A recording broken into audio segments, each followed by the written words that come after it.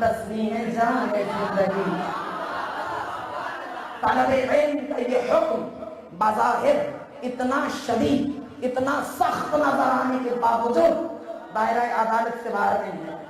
اگر جسٹس کا، عدالت کا لحاظ نہ ہوتا تو مستضعف کو معافی نہ ہوتی، چھوٹ نہ ہوتی. علم حاصل کرو، خالق کائنات نے حکم دیا، قرآن نے حکم دیا، علم حاصل کرو.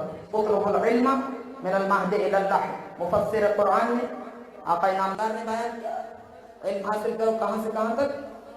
مخاطب ذات حق قرار پانے کے لیے شرط ہے، لازم ہے کہ انسان بالغ ہو. اطلب العلم من المہد، گہوارے سے علم حاصل کرو. سوال یہ اٹھتا ہے کہ کیا جو بچہ گہوارے میں ہوتا ہے وہ اس قابل ہوتا ہے کہ اسے کوئی حکم دیا جائے؟ کم از کم بلوغ نہیں تو سن تمیز تک پہنچنے ہی کا انتظار کر لیا ہوگا، نہیں کیا. بچہ ممیز ہو جائے، خوب و بد کو پہچاننے لگے، اچھے برے کی تمیز کی صلاحیت پیدا ہو جائے، انتظار نہیں کیا. کہا گہوارے سے قبر تک. بچہ تو چھوٹا ہے اور یہ بھی تسلیم و طے شدہ امر ہے کہ ذات اقدس الہی کا کوئی عمل، کوئی فعل غیر حکیمانہ ہو نہیں سکتا. اس کے بیہائنڈ کوئی ہڈن وزڈم کار فرما ہے، کوئی حکمت پوشیدہ ہے.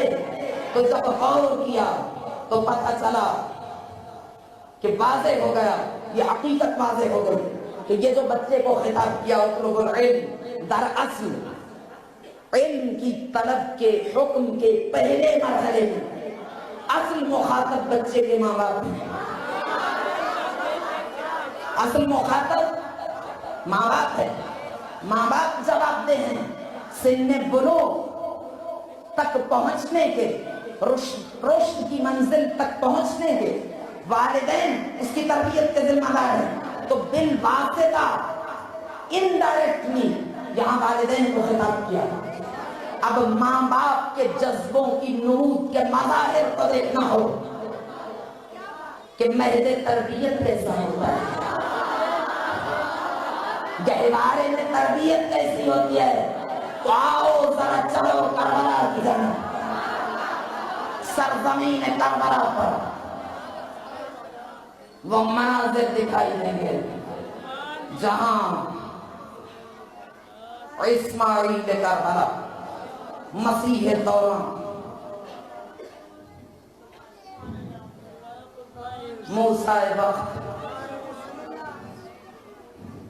اپنے وقت کا گزارش کروں آپ سے. موسیٰ و فرعون و شبیر و یزید ان دو قوت از حیا آیت حدیث. اس میں جملے میں فضائل بھی بہت ہیں اور مسائل بھی. ذرا اس سے لطف اٹھائیے کہ موسیٰ گہوارے میں بھی موسیٰ تھے، موسیٰ گہوارے میں بھی موسیٰ تھا. اسی لیے تو ماں کے سوا کسی اور کا دودھ نہیں پیا. علی گہوارے میں علی تھے، جب ہی تو کلہ اشتر چیر دیا. عیسیٰ گہوارے میں عیسیٰ تھے، مسیح تبھی تو ماں کی بے گناہی کی گواہی تھی. اسماعیل یہ تاریخ کا تسلسل، تاریخ کے اس تسلسل میں کردار موسیٰ کا ترجمان بن کر اپنے وقت میں کردار علی کی تصویر بن کر کربلا کا یہ فاتح، اپنے زمانے کا عیسیٰ مسیح بن کر عیسیٰ نے قوم بنی اسرائیل کے سامنے گہوارے میں اپنی ماں کی بے گناہی کی گواہی دی. اور کربلا کے اس علی نے گہوارے میں اقوام عالم کے سامنے حسین کی مظلومیت کی گواہی پیش کی. اسماعیل کے اضطراب نے سرزمین حرم پر بصورت آب چشمہ زمزم روان کر دیا اور 6 مہینے کے صغیر کی تشنگی کی انتہا قیامت تک کے لیے، اور 6 مہینے کے صغیر کی تشنگی کی انتہا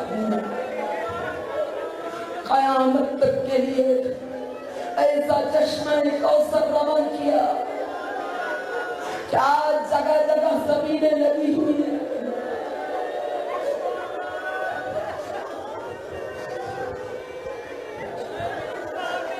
امام زمانہ اس کی بارگاہ میں آتے ہیں، کربلا کی صغیر کی بارگاہ میں، تو جب کہتے ہیں السلام علی علی الکبیر، میرا سلام ہو کربلا کی علی اکبر پر، کربلا کی علی کبیر پر، تو کہتے ہیں السلام علی الرضیع الصغیر، میرا سلام ہو کربلا کے 6 مہینے کے شیخار علی اصغر پر۔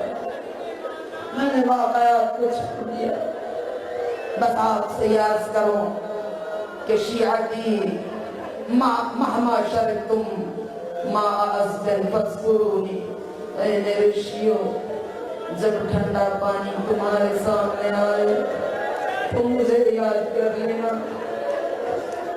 لیتکم یا شیعتی لیتکم فی یوم عاشورا جمیعا تنظرونی، کاش تم کربلا کے میدان میں سب کے سب ہوتے اور دیکھتے کس طرح کیف استسقی لطفلی، میں نے اپنے بچے کو ہاتھ میں اٹھا کے پانی کا سوال کیا، فابوا ان یرحمونی، لیکن اس قوم نے مجھ پر رحم نہ کیا اور کہا حسین جب تک یہ بچہ خود پانی نہ مانگے ہم اس کو پانی نہیں پلائیں گے۔ یہ بچہ تو 6 مہینے کا ہے، یہ پانی کیسے مانگے؟ حسین نے آبا کا دامن ہٹا، بچے کو آگے بڑھ کے کربلا کی گرم ریت پہ بٹھا دیا، جیسے ہی نازک بدن میں کربلا کی ریت کی حرارت پہنچی، بچے نے انگڑائی لی اور آہستہ آہستہ اپنی سوکھی زبان کو اپنے سوکھے لبوں پہ پھرا دیا۔ علی اصغر کی یہ کیفیت تھی کہ 7 محرم کو علی اصغر اتنی بے چینی بے قراری کا مظاہرہ کرتے تھے کہ جھولے سے گر جاتے۔ 8 محرم کو طاقت ختم ہوئی، زمین پہ لیٹ گئے، مگر تھوڑی تھوڑی دیر کے بعد زور سے اپنا سر زمین پہ پٹکتے تھے۔ 9 محرم آئی، یہ طاقت بھی ختم ہو گئی، اب علی اصغر میں سر ہلانے کی بھی طاقت نہیں رہی، اب لیٹے ہوئے ہیں لیکن آنکھیں کھلی ہیں۔ 10 محرم آئی، صغیر کی آنکھیں بھی بند ہو گئیں، مگر کبھی کبھی جب علمدار کے قدموں کی چاپ سنائی دیتی ہے تو صغیر اپنے سوکھے لبوں پہ اپنی خشک زبان پھرا کے اپنی پیاس کا احساس دلاتا ہے۔ لٹا دیا میدان کربلا میں حسین نے علی اصغر۔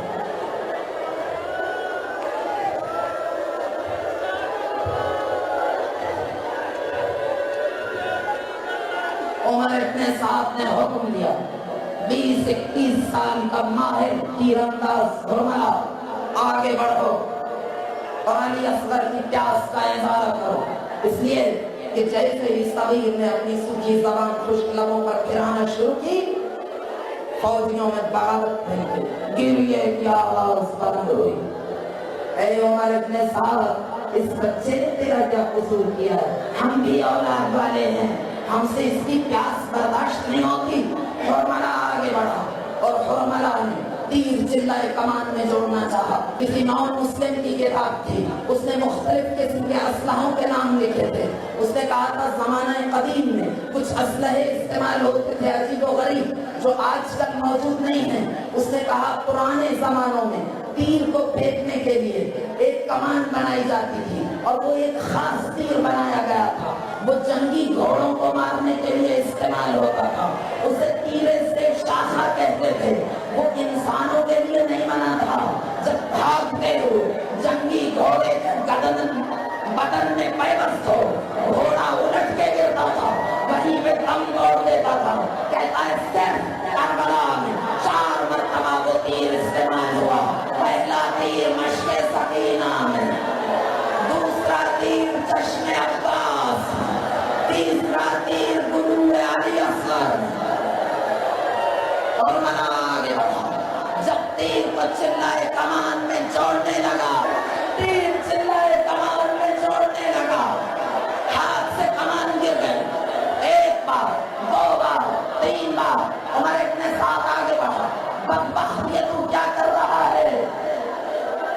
رو کے کہتا ہے عمر ابن سعد تجھے کیا بتاؤں، جو میں دیکھ رہا ہوں وہ تو نہیں دیکھ رہا۔ جیسے ہی تیر چلائے کمان میں جوڑنے لگتا ہوں، خیمے کا پردہ اٹھا ہے، ایک پردہ دار آواز دیتی ہے، ایک بے قرار ماں تڑپنے لگتی ہے۔ تیر چلائے کمان میں جوڑا اور جیسے ہی رہا کیا، اب تک علی اصغر حسین کے ہاتھوں پر آ چکے تھے۔ بعض روایتوں میں ہے کہ جب تیر علی اصغر کی جانب آیا تو بچہ باپ کی گود میں اوپر تک اچھل گیا۔ بعض علماء نے تو کہا کہ وہ حسین کا بیٹا تھا، بابصیرت تھا، آگے بڑھ کے اپنے گلے کو بلند کر کے جام شہادت نوش کیا، تیر ستم کا استقبال کیا۔ لیکن بعض علماء کہتے ہیں کہ ماؤں کے جگر پارا پارا ہو جائیں گے، برداشت نہیں کر پائیں گے۔ کہتے ہیں اصل میں تیر اتنا وزنی تھا اور شیر خوار تھا، صغیر تھا، گلا اتنا چھوٹا اور نازک تھا کہ جب تیر آیا تو علی اصغر اس کے وزن سے باپ کی گود میں اوپر تک گئے، تیر پیوست ہوا، علی اصغر کا گلا کٹا۔ حسین کے امتحان کی منزل اہل سنت کے بڑے عالم دین فرنگی محلی کتاب قیامت صغریٰ کہتے ہیں حسین کے صبر کے امتحان کی سب سے بڑی منزل کون سی تھی؟ وہ نہیں جب علی اصغر کو میدان میں آیا، جب تیر لگا۔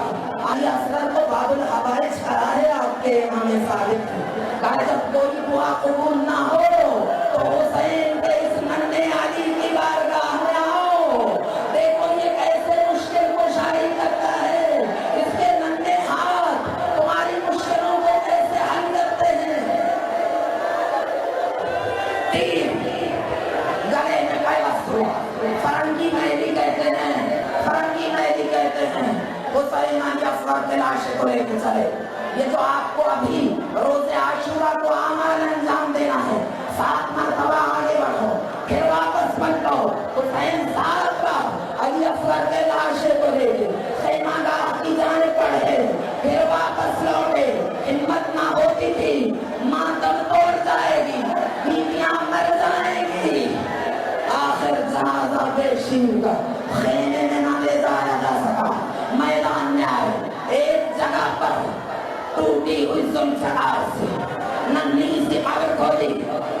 اب فرنگی محلی بیان کر رہے ہیں، اہل سنت کے عالم، میں بیان نہیں کر رہی، کہتے ہیں حسین علی اصغر کو لے کے آئے تو آپ کو معلوم ہے کہ باپ کو اپنے بچے سے 2 زمانوں میں بڑی محبت ہوتی ہے، جب وہ 18-19 سال کا ہو جائے، جب اس پہ شراب آنے لگے، اور جب وہ 6 مہینے کا ہو۔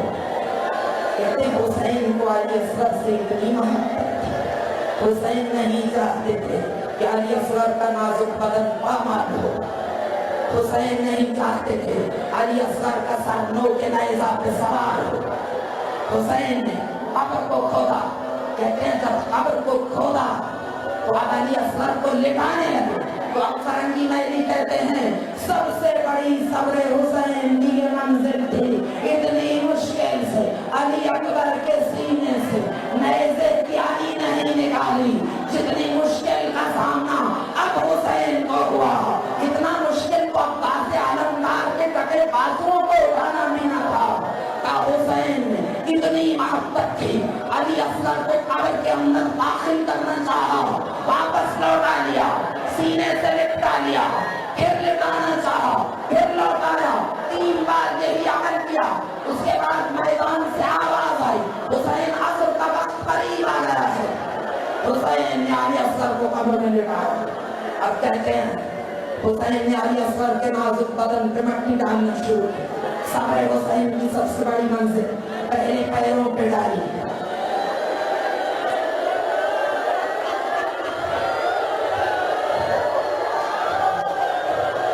پھر ٹانگوں پہ ڈالی، پھر پیٹ پہ ڈالی، پھر سینے پہ ڈالی۔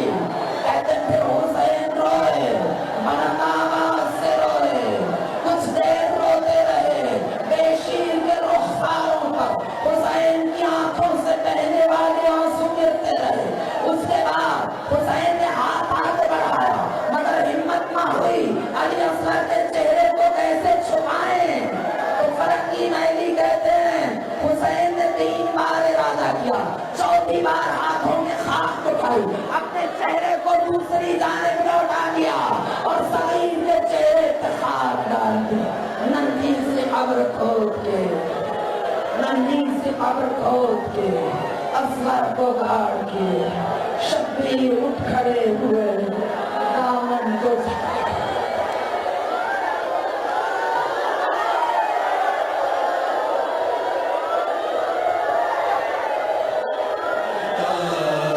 تجھے تیرا لال سزا. شبیر ہے مقتل میں تنہا